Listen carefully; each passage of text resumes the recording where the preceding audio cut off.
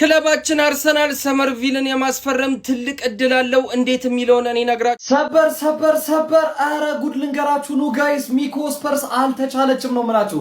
ቶተናም ከ3 ቀናት በፊት ኢንዳይሬክት በሆነ መንገድ ከዚህ ልጅ ጋር ግንኙነት እንዳለው ስንቶቻችሁ ነው የምታውቁት? አታውቁም። አየህ እኔ ራሱ አትንገር ብለው የነገሩኝን ነገር ነው አሁን መጥቼ እዚህ ጋር የምነግራችሁ። ይሄ ልጅ ማለት ነው ከአርሰናል ጋር ንክኪ ያለው እመኑኝ ነው የምላችሁ። እንደው ሰርፕራይዝ እኮ እስቲ ሳይ ወላሂ ሳይስ ወርጋድ ከ20 ዓመት በኋላ ዋንጫ መብላት እንደዚህ ጥግቢያ መተናል የማው መተናል።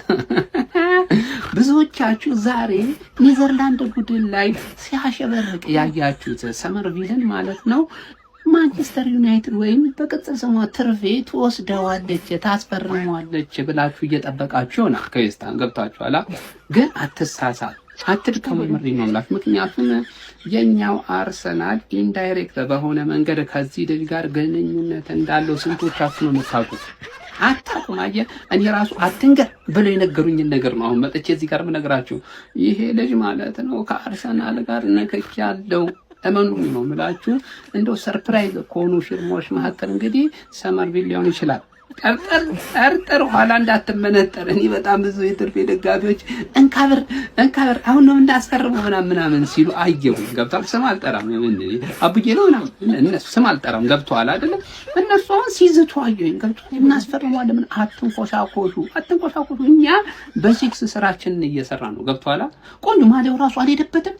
ሄዶበታል። በቃ ሄደ ትርፍ የሚሆን አይደለም። በቃ እኛ ቤት መጥቶ ነው። ገብቷል አይደል? ለከከ የሚለው እኛ ቤት ነው የሚመጣው።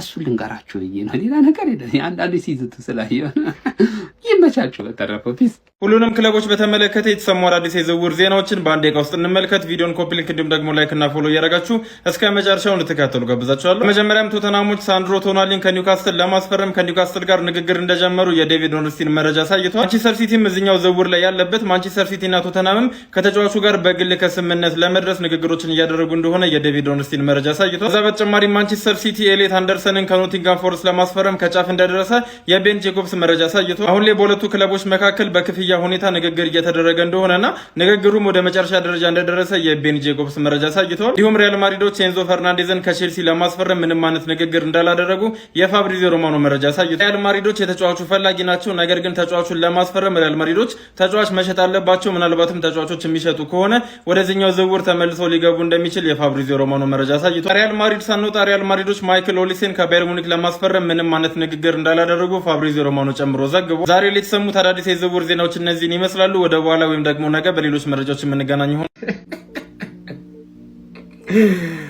እስቲ ሳይ ወላሂ ሳይስ ወርጋድ ከ20 ዓመት በኋላ ዋንጫ መብላት እንደዚህ ጥግብ ያደርጋል እንዴ? የእንግሊዝ ሚዲያ እኛ እናውቃቸዋለን። እስከ ምን ያህል ድረስ የሳክስ ጥግ ድረስ እንደሚሄዱ እናውቃለን። እኔ በጣም እያሳቀኝ ያለው መድኃኒዓለም እዚህ ሀገር ያሉት ዲሉዥናል ድንቁር ያሉ ደጋፊዎች አምነውታል። በቃ እኔ እኮ ቀልድ ነበር የመሰለኝ፣ ግን እነሱ ስግጥ ብለው አመኑ። ቪኒሺየስ ጁኒየር መጥቶ ማርቲኔሊ ይወጣል፣ ቪኒ እዚህ ጋር ይሰለፋል።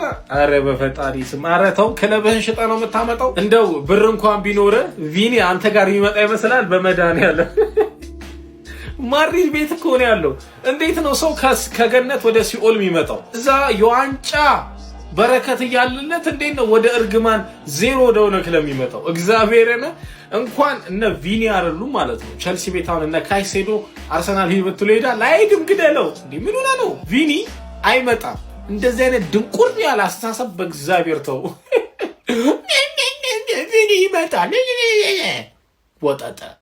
ክለባችን አርሰናል ሰመርቪልን የማስፈረም ትልቅ እድል አለው። እንዴት የሚለውን እኔ ነግራችኋለሁ። ፎሎ ላይክ ሼር እያደረጋችሁ የፕሪሚየር ሊጉን ዋንጫ ከበላን 1 ወር ስለሞላን ኮሜንት ላይ እንኳን ደስ አላችሁ እየተባባልን እንቀጥላለን ማለት ነው። ዌስትሃሞች የክለባችን ተጫዋች የሆነውን ኔልሰንን የማስፈረም ትልቅ ፍላጎት አላቸው።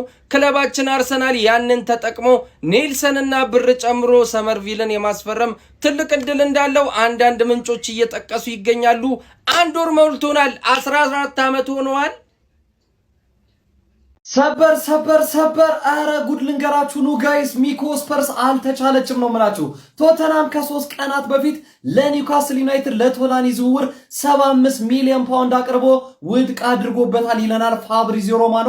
ኤክስክሉሲቭ ወይም ደግሞ ብቸኛ ውስጥ አዋቂ መረጃ ብሎ ሰበር መረጃ አሁን ደቂቃዎች አልሞሉትም ይህን መረጃ ካጋራን። ታዲያ ሚኮ ስፐርስ ቶተናም ዘንድሮ በዲዘርቭ እየተመራ ተጫዋቾችን በደንብ በገፍ እያስፈረመ ይገኛል። ቶናሊን የግላቸው ለማድረግ አሁንም ጥረታቸው እንደቀጠሉ ነው ይለናል።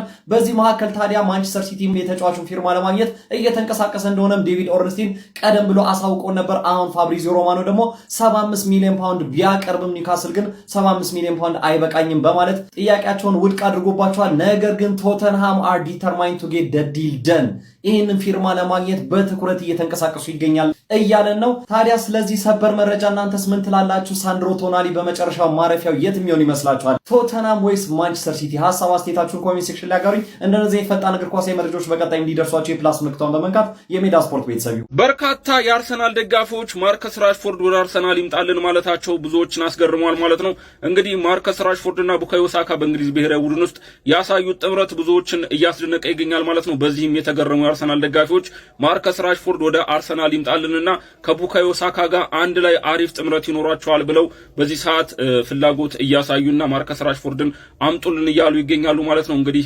አርሰናል ቤት በሌፍት ዊንግ በኩል በጣም ችግር እንዳለባቸው ይታወቃል ማለት ነው። ይሄ ነው የሚባል ደነኛ ተጫዋች የላቸውም።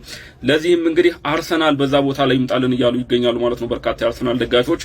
ማንቸስተር ዩናይትዶች እንግዲህ ማርከስ ራሽፎርድን መውሰድ የሚፈልግ የትኛውም ክለብ 40 ሚሊዮን ፓውንድ ማምጣት ብቻ በቂ ነው የእንግሊዝ ክለብ ከሆነ ከማንቸስተር ሲቲ እና ከሊቨርፑል ውጭ ሆነ ክለብ ብሏል ማለት ነው። ስለዚህ ይሄ ዝውውር ለአርሰናልም ክፍት እንደሆነ ይታወቃል ማለት ነው። ስለዚህ አርሰናሎች ማርከስ ራሽፎርድን የሚፈልጉት ከሆነ 40 ሚሊዮን ፓውንድ ማምጣት ብቻ በቂ ነው ማለት ነው። እናንተስ ይምጣላችሁ ወይንስ ይቅርባችሁ? አርሰናል ፋንስ ኮሜንት ጋር አስቀምጡልኝ። ይመቻችሁ። ፒኤስጂ እና ባየር ሙኒክ እንግዲህ የኦዴጋርድን ሁኔታ እየተከታተሉ ይለናል። ይህም የሆነበት ምክንያት አርሰናል ቤት 2 ዓመት ኮንትራት እየቀረው ምንም የኮንትራት እንግዲህ አለ አይደለ የማራዘም ምንም ንግግሮች አልተካሄዱም። እንደ ኦዴጋርድ ላለ ተጫዋች ደግሞ ይህ ያልተለመደ ነገር ነው። በዚህ ምክንያት አርሰናል ቤት ያለው ቆይታ ጥርጣሬን ፈጥሯል።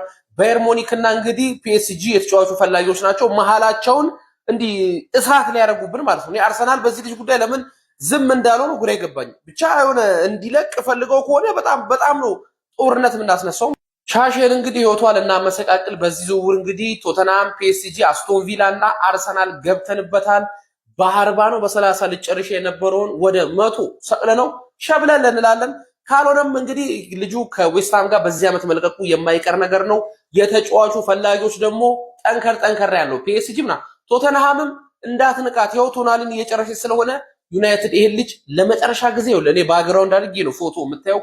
ክሪሴንሲዮ ሰመርቪል ቱ ማንቸስተር ዩናይትድ ሂር ዊ ጎ ቢባል የማይከፋኝ ለምን ይመስላችኋል? አይ የማይከፋኝ ሳይሆን ቢመጣ አጥቂ አንገዛም። አጥቂ ደግሞ የማንገዛባቸው ምክንያቶች ማቴዎስ ኩኛ ሰብስቦ ሲያስደንሳቸው አይተናል።